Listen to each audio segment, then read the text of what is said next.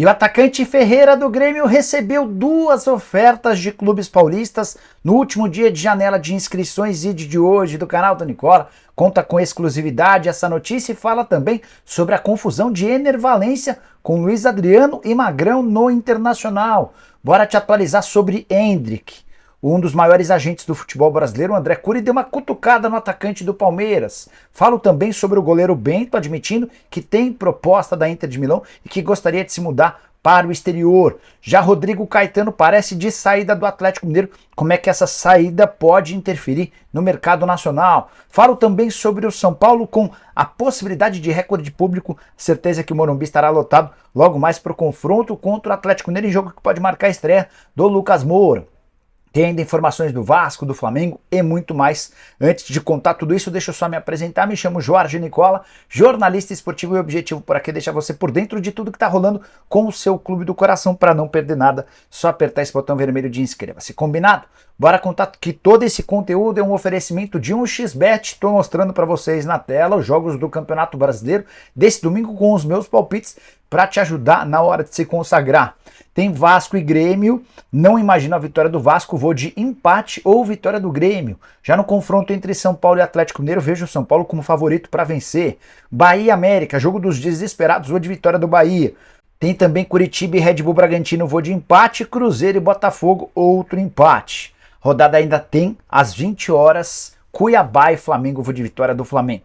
E você é bom de palpite, manja de futebol? Então pega agora mesmo o link que eu tô deixando no comentário fixo, já faz seu cadastro na 1xBet e não esquece de usar o código Nicola para ter direito a 100% de bônus no valor do seu depósito. Depositou 100, passa a ter mais 100 de bônus, beleza? Boa sorte! Bora começar o vídeo com o tradicional giro de notícias. Quero repercutir o barulho que a torcida do Vasco tem feito nas redes sociais para a contratação do Vietto. A última foto dele no Instagram já ultrapassou os 205 mil comentários. Desses 205 mil, 99% são de torcedores do Vasco pedindo a sua chegada. Só a título de comparação, o anúncio do Messi no Inter Miami teve 105 mil comentários. E uma foto qualquer do Vietto, graças ao engajamento do torcedor vascaíno, já quase dobrou o número de comentários da postagem do Messi. Bora falar agora sobre Pedro, que deve ser titular do Flamengo contra o Cuiabá nessa noite, depois de ficar suspenso por decisão da diretoria em relação ou em razão das confusões em que ele se meteu ao se recusar a se aquecer no jogo da semana passada e também por faltar ao treino de segunda-feira.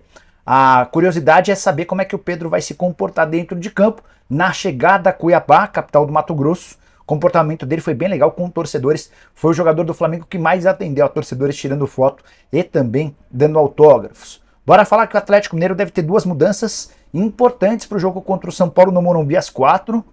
O goleiro Matheus Mendes faz sua estreia na temporada, ele entra no lugar do suspenso Everson. Tem também Igor Gomes ou Johan, esses dois disputam a posição do Zaratio, que saiu machucado do confronto contra o Palmeiras. Bora falar sobre o Santos, que chegou a ficar 180 minutos sem finalizar gol. Essa quebra, ou essa marca importante e negativa foi quebrada no segundo tempo do jogo contra o Atlético Paranaense nesse sábado, empate 1-1 dentro de casa. Importante contar que a pressão em cima do Paulo Turra é enorme e não se descarta a possibilidade de o treinador gaúcho, ex-auxiliar do Felipão, ser demitido nas próximas horas. Santos está no mercado em busca de alternativas. Bora contar também que o presidente do Goiás, o Paulo Rogério Pinheiro, detonou a CBF arbitragem. E essa declaração, ou as declarações fortes, se deram mesmo depois de uma vitória por 1-0 contra o Fortaleza nesse sábado. O presidente chegou a dizer o seguinte, abre aspas, não vão me rebaixar. É inadmissível continuar com uma arbitragem ridícula como essa. Em outro trecho da entrevista, o presidente também cobrou que o Edinaldo Rodrigues, presidente da CBF, se apresente, saia da casinha, deixe de ficar escondido, enfim, declarações fortes do homem forte do Goiás. Bora falar agora sobre Rodrigo Caetano, que está de saída do Atlético Mineiro. A dúvida é se ele sai nos próximos dias ou se ele fica até o fim da temporada. O clima para o Rodrigo Caetano dentro do Atlético é ruim. A relação dele, especialmente com o Rafael Menin, que é um dos 4 R's, é péssima. Rafael Menin e Rodrigo Caetano não se bicam há bastante tempo. O fato de o Rodrigo Caetano também cortar uma série de, entre aspas, privilégios a conselheiros e outros diretores também fez com que o filme do dirigente ficasse queimado com outras pessoas importantes do Galo. Além disso, a falta de resultados, o Atlético completou 10 partidas sem vencer, contribui para que exista uma pressão pela demissão do Rodrigo Caetano ainda por agora. Se for demitido, o Rodrigo vai ter direito a 2 milhões e 700 mil reais de multa. Caso o Atlético persista com o Rodrigo, essa mudança no comando do departamento de futebol acontecerá no fim do ano. É certo que o Rodrigo Caetano não estará à frente do Galo em 2024. E a vantagem de segurar o Rodrigo até dezembro é que o Atlético não teria de fazer o pagamento da multa rescisória desses 2 milhões e 700 mil. Está combinado em contrato que a partir de 2024 não há mais multa. A saída do Rodrigo Caetano pode causar movimentos importantes no futebol nacional. É que o Vasco da Gama, especificamente na 777, adoraria contar com o Rodrigo Caetano. Ele era o primeiro nome, o mais desejado, quando a 777 comprou o Vasco. Também não se descarta que, se o Rodrigo Caetano estiver no mercado, possa ser alternativa para o Palmeiras. O barulho em cima de Anderson Barros segue bastante grande. E você, gostaria de ter o executivo de futebol do Galo no seu clube do coração? Use o espaço para comentário, tô curioso para saber o que você pensa. Bora falar agora sobre o São Paulo, que deve estrear nas próximas horas Lucas Moura, ou reestrear 13 anos depois. O atacante, 11 anos depois, né? Ele esteve em 2012 naquele título da Sul-Americana. São Paulo já havia vendido 49 mil ingressos na noite desse sábado. Estou buscando uma atualização da parcial. A expectativa é de que o tricolor tenha mais de 55 mil torcedores para um jogo da reestreia do Lucas Moura, que já está no beat, e para a apresentação do James Rodrigues. O James ainda não tem condição física nem de inscrição para jogar, mas estará participando dessa festa. São Paulo, que já conseguiu esgotar vários ingressos, vários setores de ingressos, restaram apenas os mais caros. A cadeira especial a R$ 225, o camarote corporativo a R$ 300 e o camarote dos ídolos a R$ 500. Importante contar que o São Paulo não vence há 4 partidas, entre elas a derrota para o São Lourenço por 1-0, jogo de ida da Copa Sul-Americana. São Paulo que vai ter as voltas de Caleri e Luciano, que estiveram fora da última partida. Só para completar, se o São Paulo não vence há 4 jogos, o Galo não vence há 10. Hora de falar sobre o goleiro do Atlético Paranaense, o Bento, que segue vivendo um grande momento. Depois do empate 1-1 contra o Santos, o Bento deixou bem claro que o futuro dele está nas mãos do presidente Mário Celso Petralha. É que a Inter de Milão fez uma proposta superior aos 10 milhões de euros que o Benfica já havia sugerido. E agora o Bento aguarda, torcendo para que o Petralha tope negociá-lo. Difícil imaginar que isso aconteça antes da partida de volta contra o Bolívar. O Atlético perdeu por 3-1 para o Bolívar fora de casa. Vai precisar de um bom resultado dentro de casa nessa semana. O Bento chegou a dizer o seguinte depois da partida contra o Santos, abre aspas: "Antes de mais nada, estou focado no próximo jogo da Libertadores. É o mais importante para nós nessa temporada e precisamos reverter o resultado. Mas apareceu a proposta da Inter. Já conversei com a diretoria e o meu sonho está nas mãos do presidente." Multa rescisória do Bento é de 60 milhões de euros, esse valor está impossível. O que se calcula, o que se imagina é de uma negociação de algo na casa dos 12, 13, 14, no máximo 15 milhões de euros. Importante lembrar que, se confirmada a venda, o Bento se tornará o goleiro mais caro da história do futebol brasileiro. Esse recorde pertence ao Alisson, que, quando trocou o Internacional pela Roma, saiu vendido por 5 milhões de euros por 50% dos direitos econômicos. Bora falar agora sobre Endrick, que não vive a melhor das fases, tem conseguido jogar pouco. A verdade é que o Abel, não sei por que cargas d'água, não dá moral, não dá chance para o atacante. E o André Cury, um dos principais agentes do futebol brasileiro, que é representante de jogadores do Palmeiras, como Gustavo Gomes, como o Veiga, entre outros, deu uma cutucada no Endrick. O André Cury é representante também do Vitor Roque. Vitor Roque e Endrick têm uma excelente relação, mas são vistos por muitas pessoas como concorrentes por uma posição ou pela mesma posição, por exemplo, na seleção brasileira. E o André Cury deu uma entrevista ao jornal AS, afirmando o seguinte, abre aspas: "Acho que a mídia vendeu o Endrick e agora se cobra esse preço. Criaram uma expectativa muito maior do que ele poderia ser." O que o André Cury disse é que o Endrick não tem o tamanho que a imprensa deu a ele, por isso a venda de 72 milhões de euros para o Real Madrid. A curiosidade é que o Vitor Roque foi negociado para o Barcelona por 74 milhões de euros.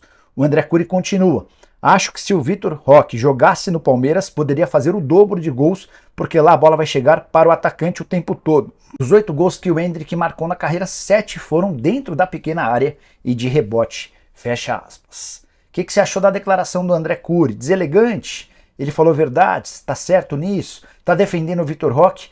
em contrapartida tentando diminuir o Endrick. Eu gostaria de saber a sua opinião sobre o assunto, beleza? Bora falar agora sobre Ener Valencia, o atacante equatoriano contratado como essa grande cereja do bolo do Internacional causou no empate em 2-2 contra o Corinthians na noite desse sábado. Durante o jogo, no finalzinho do jogo, o Luiz Adriano cobrou o Ener Valencia em relação a um posicionamento. O Ener não teria voltado para marcar. Quando acabou a partida, o Ener Valencia foi tirar satisfação com o Luiz Adriano no centro do campo, com o dedo em riste, falando um monte. O pessoal do Deixa Disso entrou no meio e conseguiu afastar o Ener Valencia do Luiz Adriano. Quando o Ener estava saindo, o Magrão, ex-jogador do Palmeiras, do Inter, entre outros clubes, hoje coordenador de futebol do Inter, foi conversar com o Ener Valencia. O Ener não gostou muito e acabou se afastando. O Magrão disse algo para o Ener Valencia, o Ener, que estava indo em direção ao vestiário, voltou, encarou o Magrão e empurrou um chefe dele, porque o Magrão, como coordenador de futebol, hierarquicamente está acima do Ener Valencia. O pessoal do Deixa Disso precisou entrar em ação de novo e o clima acabou dentro de campo sendo contornado. A gente não sabe o que aconteceu no vestiário, as afirmações das pessoas envolvidas. O Ener não quis falar, mas outras pessoas disseram que dentro do vestiário as coisas ficaram mais calmas, que os jogadores e o Magrão se abraçaram. Resta saber as consequências desse ato de indisciplina do Ener Valencia, que estava completamente fora do tom e que até agora não conseguiu fazer valer todo o investimento. Salário de R$1.300.000 por mês, jogador que só atuou por 4 partidas e tem um único gol marcado. Bora fechar o vídeo com uma informação exclusiva e que vem do Rio Grande do Sul.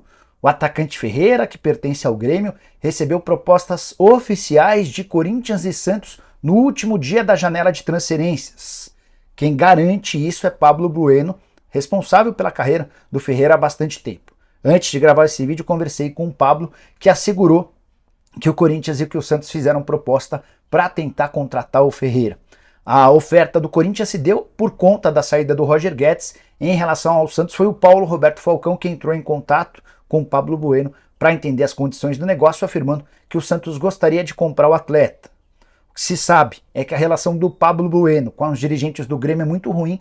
O empresário tem há bastante tempo algumas rusgas com os dirigentes, desde a época do TT, que se transferiu do Grêmio para o Shakhtar Donetsk. Recentemente, um dos atletas do Pablo Bueno precisou sair do Grêmio para ir jogar no Bahia. Trata-se do Adriel, goleiro de 22 anos de idade, que havia discutido de forma feia com o Renato Gaúcho.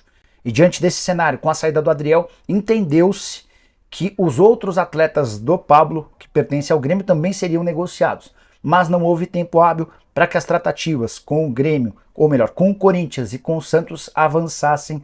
O prazo de inscrições já fechou para atletas empregados e o Ferreira permaneceu no Grêmio. Ferreira, que tem convivido desde o ano passado com uma série de lesões, na atual temporada só esteve em 18 dos 41 jogos, embora esteja agora recuperando a condição física e sendo uma peça mais importante.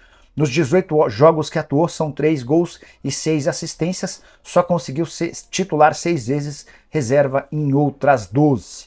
Você, corintiano, gostaria do Ferreira pro lugar do Roger Guedes? E você, santista, o quanto o Ferreira poderia ajudar? Use o espaço para comentário. Estou curioso para saber sua opinião. Vale a lembrança de que o Ferreira só vai poder ser contratado por esses dois clubes na próxima janela de inscrições, em janeiro do ano que vem. Curtiu o vídeo? Deixa like, se inscreve no canal. A gente se encontra mais tarde. Abraço, tchau.